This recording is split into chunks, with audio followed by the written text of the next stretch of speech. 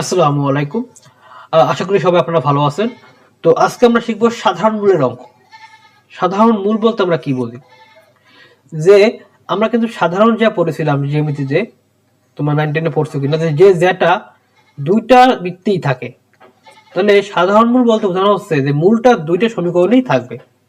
দুইটা সমীকরণেই থাকবে। তো সাধারণ মূলের অঙ্ক মূলত দুই নিয়মে করা যায়। একটা হচ্ছে বজ্রগুণন পদ্ধতি, আর একটা হচ্ছে সমীকরণ দুটো বিয়োগ করলেই হয়ে যায়। তো আমরা মূলত সমীকরণ দুটো বিয়োগ করব, তাহলেই অঙ্কটা ইজি হয়। তো আমরা সেই নিয়মই আর কি ফলো করব। তাহলে আমরা ইকুয়েশন দুটো লিখে ফেলি, P X square plus Q X plus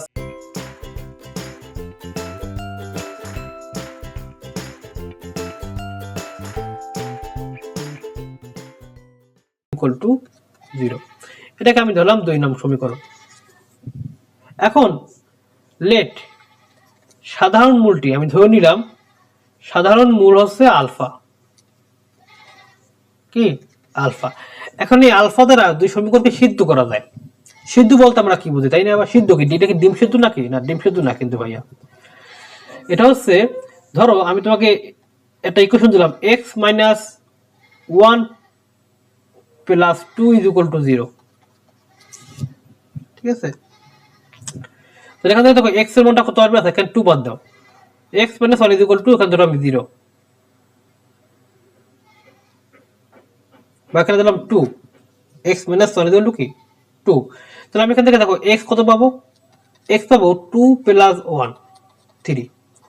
এখন সিদ্ধ আছে, আমি যে x এর মানটা যে সমীকরণ থেকে পেলাম, আমি এই x এর মানটা সেই সমীকরণে বসাবো, তখন দেখবো যে এই সমীকরণের রাইট হ্যান্ড সাইড মিলছে কিনা। কি বলছি দেখো, আমি যে সমীকরণ থেকে x এর মানটা পেলাম, ওই x এর মানটা আমি এই সমীকরণে বসাবো, আমি দেখবো এই রাইট হ্যান্ড সাইড মিলে যাবে। দেখো তাহলে এখানে বসাও, x এর মান এখানে বসাও, তাহলে 3 মাইনাস 1 কত আসে 2। দেখো এই 2 কিন্তু আমাদের রাইট হ্যান্ড সাইডে আছে। তো আমি এটাকে বলা হয় সিদ্ধ করা। এই যে x এর মানটা আমি এখানে বসালাম, এটা কি বলা হয় কি সিদ্ধ করা।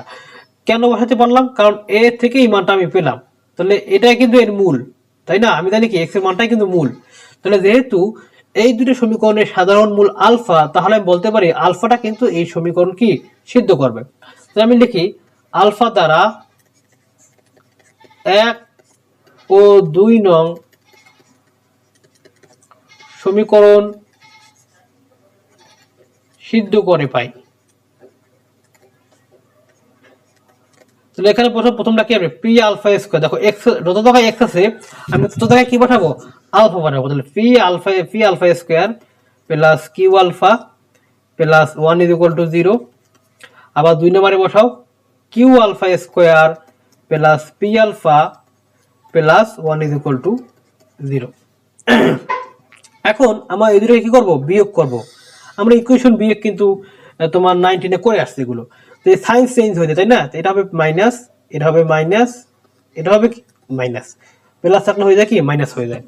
এখান থেকে আলফা স্কয়ার কমন নাও, আমি একবারে না করি, একটু ভেঙে ভেঙে করি। এই যে প্রথম অঙ্ক এটা ভেঙে ভেঙে করলে ভালো হবে।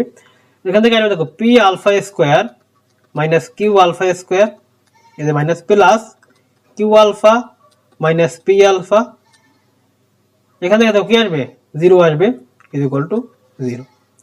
এখান থেকে দেখো আলফা স্কয়ার কমন যায়, পি মাইনাস কিউ, এখান থেকে আবার আলফা কমন যায়, Q minus P is equal to 0। Okay, এরপর দেখো, সরি এটা হয় না,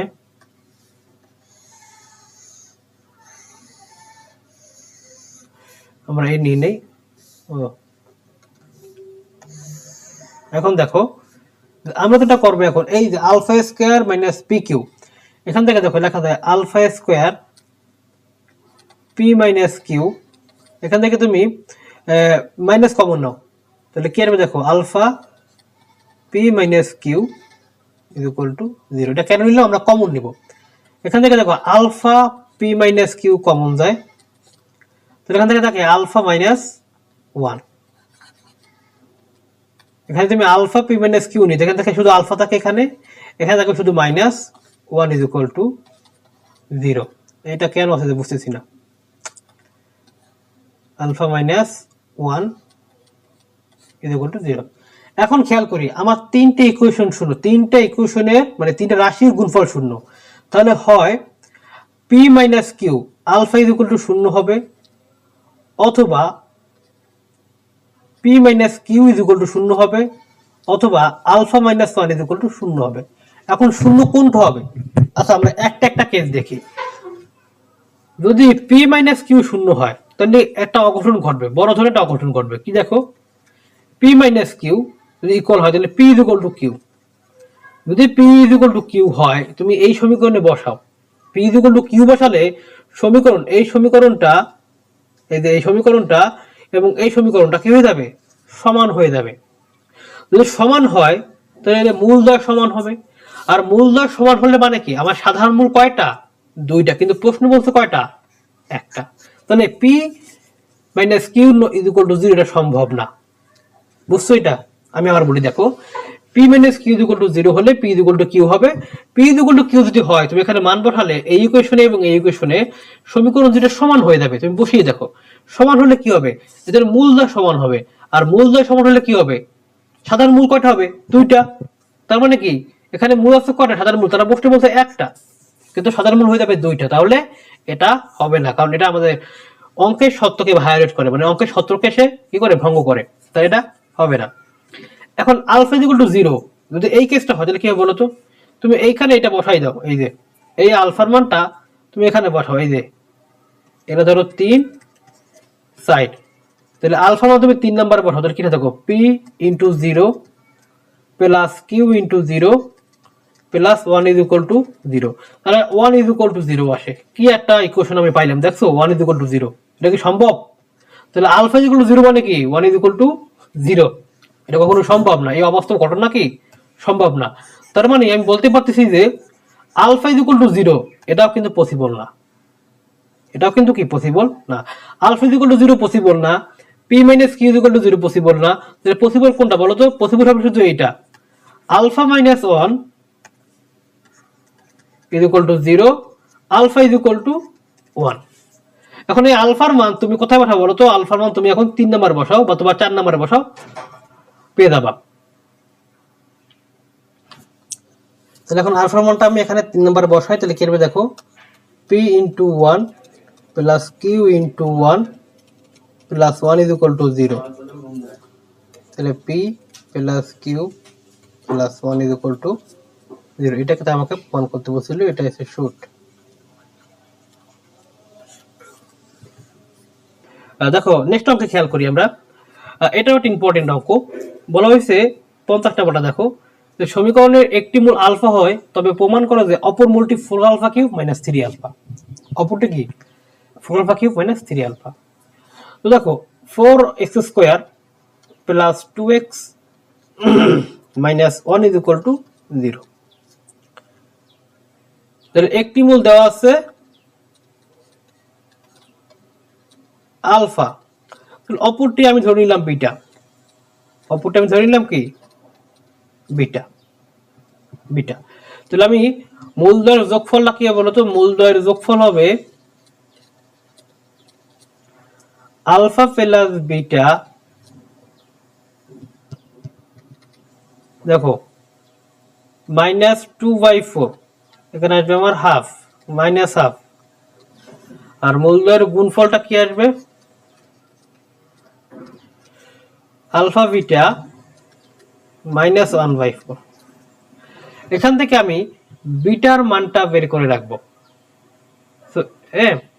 এখান থেকে আমি কি করবো দেখো তো? এখান থেকে আমি বিটার মানটা বের করে রাখবো,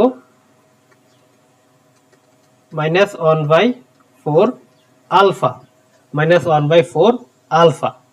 ঠিক আছে, এইভাবে রেখে দিলাম। কেন? কারণ এখানে আমার এই দেখো অপমূলটা কিন্তু আমাকে আলফার মাধ্যমে প্রকাশ করতে হবে। কি মাধ্যমে? আলফার মাধ্যমে প্রকাশ করতে হবে। তাই এটাকে আমি বিটাকে আমি আলফার মাধ্যমে প্রকাশ করে রেখে দিলাম। এখন আমরা জানি we know alpha square plus beta square is equal to alpha plus beta whole square। এই কলমে ঝামেলা হচ্ছে, একটু কলমটা চেঞ্জ করতে হবে আমার। এখানে দেখো alpha plus beta whole square minus 2 alpha beta, এখান থেকে আমার প্রমাণটা আসবে। এটা কেমনে আসবে, এটা কেন কিভাবে বুঝলাম, বোঝার কোনো অপশন নাই, এই জন্য এটা স্পেশাল। এটা তো আমাকে এই সূত্রের মধ্যেই প্রমাণ করতে হবে, এটাই স্পেশাল, এই কারণে এটা স্পেশাল। এটা বোঝার কোনো উপায় নেই ভাই, ঠিক আছে। এখন দেখো এখান থেকে এই দেখো alpha square plus beta square, তো আমি এখানে লিখলাম alpha square plus beta square.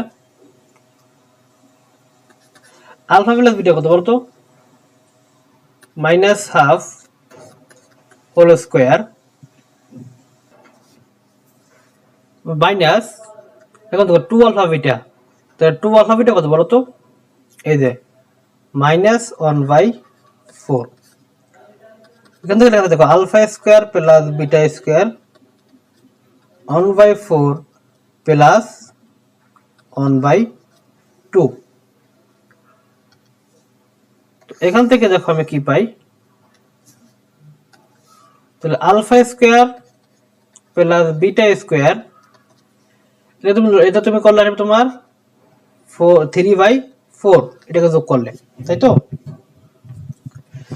এখন দেখো আমরা আলফা স্কোয়ারটাকে পাশে নিয়ে যাব, তাহলে 3/4 minus alpha square, beta square এখান থেকে লসাগু করো 4,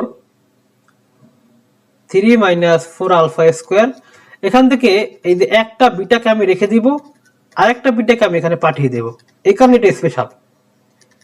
এই কারণে এটা কি স্পেশাল, আমি বলছিলাম না যে স্পেশাল অঙ্ক কেন, কারণ এটা একটু ভিন্ন রকমের অঙ্ক। তাহলে বিটা ইকুয়াল টু কি দেখো 3 মাইনাস 4 আলফা স্কোয়ার 4 বিটা, এই যে একটা বিটা এখান থেকে পাঠিয়ে দিলাম, দুটো ছিল একটা পাঠিয়ে দিলাম এখানে। এখন দেখো বিটা, এখন দেখো 3 মাইনাস 4 আলফা স্কোয়ার, এই বিটাটা কেন পাঠালাম, ওটা অবশ্যই উদ্দেশ্য আছে, উদ্দেশ্য এই মানটা বসানো যাবে, এই যে বিটার মানটা। তাহলে 4 ইন্টু বিটা কত বলতো মাইনাস 1/4 আলফা, ঠিক আছে। এটা আবার কিন্তু মাইনাস না, আবার ভুল বুঝো না, এটা মাইনাস না, ওকে। এখানে 4, এখান থেকে দেখো বিটা লেখা যায় 3 minus 4 alpha square minus 1 alpha. তাহলে এখান থেকে যদি আমি একবারে মাইনাস দিয়ে গুণ করি, উপরে গুণ করে দেই, এখান থেকে তুমি পাবে 4 alpha cube minus 3 alpha, minus এখানে মাইনাস প্লাস হয়ে যাবে, আর আলফা এখানে গুণ হয়ে যাবে উপরে, যেহেতু 1 নিচে আছে। তাহলে এটা দেখো, দেখো এটাকে তোমাকে প্রমাণ করতে বলছিল, অপর মূলটি এইটা দেখো, বিটা কিন্তু আমার অপর মূলটা, সেই অপর মূলটা কি 4 আলফা কিউব মাইনাস 3 আলফা। তাহলে এটা হচ্ছে আমাদের প্রুফড।